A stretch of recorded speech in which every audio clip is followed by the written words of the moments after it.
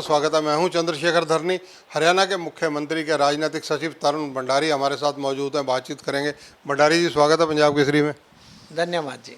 भंडारी जी, देश के प्रधानमंत्री लगातार हरियाणा में आते रहते हैं, अब भी जींद में आ रहे हैं 17 तारीख को। किस प्रकार का कार्यक्रम रखा गया है और क्या गतिविधियाँ होने वाली हैं?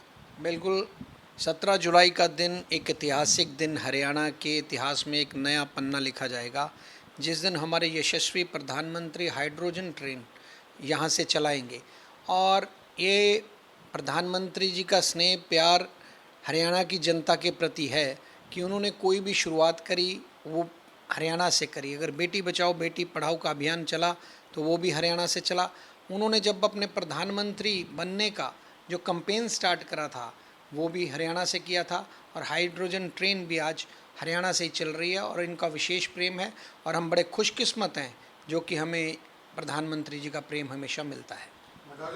प्रधानमंत्री नरेंद्र मोदी का हरियाणा आगमन राजनीतिक दृष्टि से कितना महत्वपूर्ण है?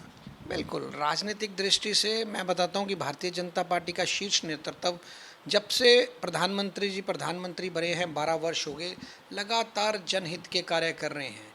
जनहित के कार्य जब आप करते हैं, जनता के हितों की रक्षा करते हैं, जनता को ऐसी ऐसी सौगातें देते हैं, तो वो राजनीतिक अपने आप ही हो जाता है। लोगों का मन अब प्रधानमंत्री जी के पक्ष में है।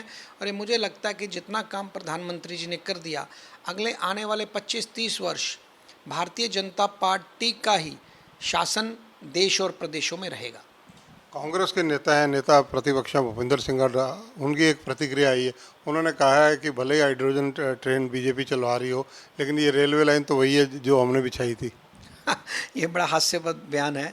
रेलवे ट्रैक बिछाना, रेलवे ट्रैक तो बिछने ही थे, परंतु उसके ऊपर ट्रेनें कौन सी चलती थी ये भी भूपेंद्र सिंह हुड्डा जी से पूछ लें कि ट्रेन तो कोई चलती नहीं थी उनके ऊपर, और जनता त्रास थी। जनता को अपने साधनों से ही कहीं जाना पड़ता था, तब सड़कों का भी बुरा हाल था। आज देखिए 17 से ज़्यादा नए नेशनल हाईवेज हरियाणा को हैं, और नारनौल, जहाँ जिस क्षेत्र को अगर चंडीगढ़ से कहते थे तो सज़ा दी जाती थी किसी सरकारी एम्प्लॉय को कि तुझे नारनौल बदल देंगे, परंतु आज नारनौल भी 3 घंटे 3.5 घंटे चंडीगढ़ से सफ़र रह गया। तो भूपेंद्र सिंह हुड्डा जी से पूछना, ना आपने सड़कें बनाई, ना आपने ट्रेन चलाई, ना आपने कोई काम किए, इसी वजह से आप आज सत्ता से दूर हो।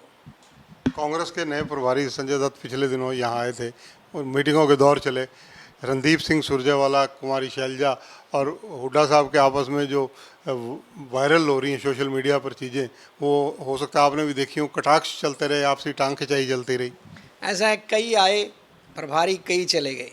कमलनाथ जी जैसे सीनियर नेता जिनका कद कांग्रेस में बहुत बड़ा था, और जब वो चंडीगढ़ आए तो उन्होंने कहा ये गुटबाजी तो मैं 4-5 दिन में ख़त्म कर दूंगा, परंतु पहली मीटिंग करने के उपरांत उन्होंने दिल्ली में यह कहा था ये गुटबाजी हरियाणा से तो नहीं ख़त्म हो सकती, कांग्रेस ख़त्म हो सकती है पर गुटबाजी ख़त्म नहीं हो सकती। आज उनका वो तथ्य बिल्कुल क्लियर हो गया कि आज कांग्रेस तो यहाँ से ख़त्म हो गई, परंतु गुटबाजी नहीं ख़त्म होगी। संजय दत्त जी भी आएंगे, 6-7-8 महीने में कोई ना कोई गुट इनको भी बदलवा देगा।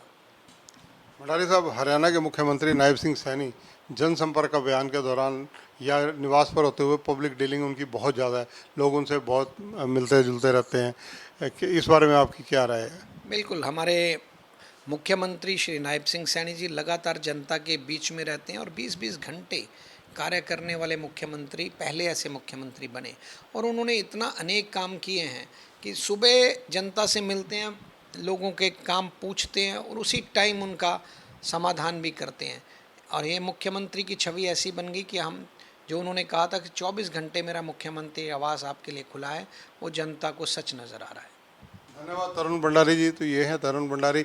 इनका कहना है कि देश के प्रधानमंत्री नरेंद्र मोदी का हरियाणा के साथ विशेष रूप से लगाव और प्यार है, इसीलिए हरियाणा से उनकी बड़ी बड़ी योजनाएं शुरू की हैं। देश में जो योजनाएं चली वो उनका शुरुआत जो है वो हरियाणा से की गई।